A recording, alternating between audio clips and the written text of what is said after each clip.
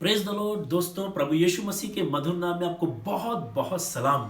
बहुत खुशी के साथ खुदा का एक कलाम आपके बीच में रखना चाहता हूं, जो मैंने मुनासिब समझा कि जब उसने मुझे बरकत दी है तो यकीनन वो आपको भी बरकत देगा। खुदा के कलाम में खुदा का खादिम पौलुस रसूल यानी पौलुस प्रेरित एक बहुत उन्नति की बात करता है और वो कलीसिया से कहता है, मैं एक काम करता हूं, मुझे मालूम है कुछ दिनों के बाद मेरी मृत्यु हो जाएगी, मुझे मालूम है कुछ दिनों के बाद जो लोग आज मेरे साथ फेलोशिप में हैं, संगति में हैं, कहीं दूर शहर में चले जाएंगे, कहीं दूर व्यापार में चले जाएंगे, तो अपनी कलीसिया को लोगों को एडुकेट कर रहा है, उनको तालीम दे रहा है, उनको सिखा रहा है। और एक बहुत जरूरी चीज बताता है, प्रेरितों के काम उसके 20 अध्याय के 32 पद में इस तरीके से लिखा है। वो कहता है, एक काम करो, मैं तुम्हें परमेश्वर को और उसके अनुग्रह के वचन को सौंप देता हूं।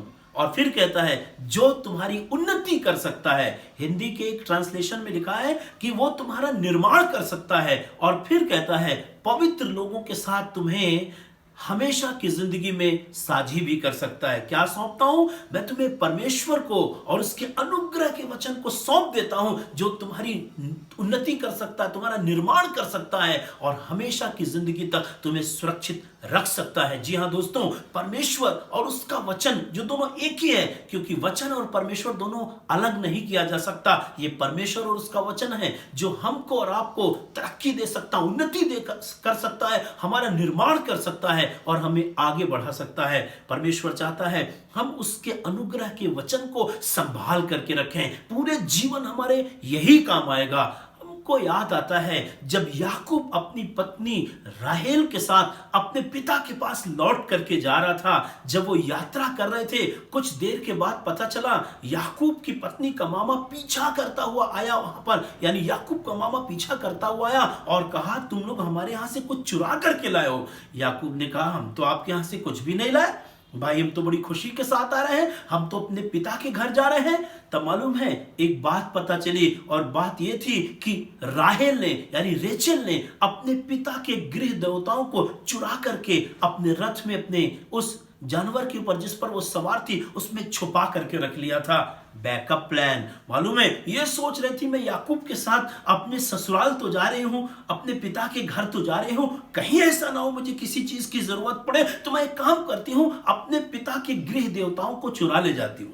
कभी कभी हम और आप भी परमेश्वर के साथ चलते हैं, परमेश्वर पर विश्वास करते हैं, पर कई चीज हम भी चुरा कर अंदर छुपा करके रखते हैं। ये चीज मेरा काम करेगी, इससे मेरा फायदा हो जाएगा, इससे मेरा बिजनेस बढ़ जाएगा, इससे मेरी तरक्की हो जाएगी।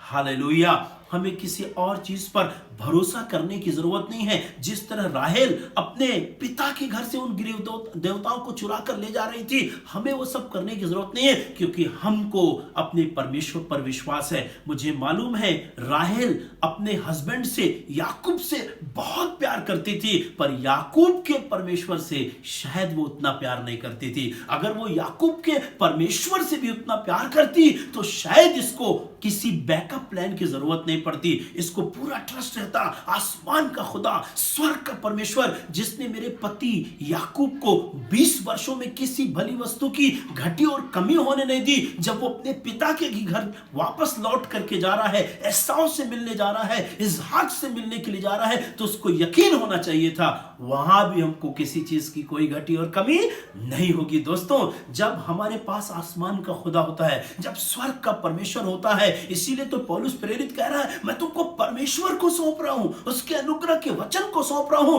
तो आप किसी भी शहर में रहें, किसी भी नगर में रहें, किसी व्यापार में रहें, किसी जगह काम करने जाएं, आप कहीं भी यात्रा करें, आपको डरने की जरूरत नहीं, क्योंकि आसमान का खुदा हर जगह, हर एक स्थान पर विश्वास योग्य है। He is a faithful God. और इसीलिए वो कह रहा है, मैं तुझे परमेश्वर को और उसके वचन को सौंप दे रहा हूं। यूहन्ना जब पतमुस नाम टापू पर था, उसने एक दर्शन देखा और उस दर्शन के तहत उसने कलीसिया को एक बात बताई।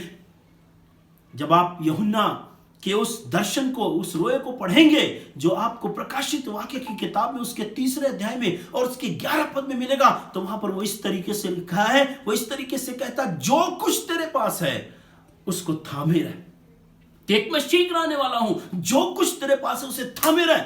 पौलुस ने क्या सौंपा है? खुदा और उसके कलाम को क्या करो? उसको थामे रहो। हालेलुया। आज मैं इस संदेश के माध्यम से आपको इनकरेज करना मांगता हूं, उत्साहित करना मांगता हूं, आपको उत्साहित करके बताना मांगता हूं कि जो चीज पौलुस ने कहा था, परमेश्वर और उसके अनुग्रह को मैं तुम्हें सौंप देता हूं, एक काम करो, यीशु मसीह के आने तक उसको संभाल करके रखो। तुम्हें किसी चीज की कोई घटी और कमी नहीं होगी, क्योंकि परमेश्वर का वचन कहता है घास सूख जाता है और फूल मुरझा जाता है, लेकिन परमेश्वर का वचन सदैव अटल बना रहेगा। हालेलुया।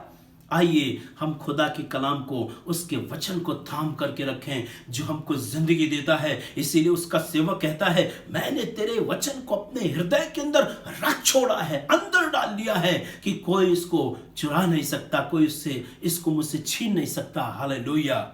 मैं परमेश्वर को और उसके अनुग्रह के वचन को तुम्हें सौंप देता हूं, जो तुम्हारी उन्नति कर सकता है, तुम्हारा निर्माण कर सकता है और पवित्र लोगों के साथ तुम्हें साझी कर सकता है। मेरी क्या जिम्मेदारी है? अरे भाई, आप हमेशा बैकअप प्लान ढूंढोगे, हमेशा कोई ना कोई दूसरा तरीका ढूंढोगे।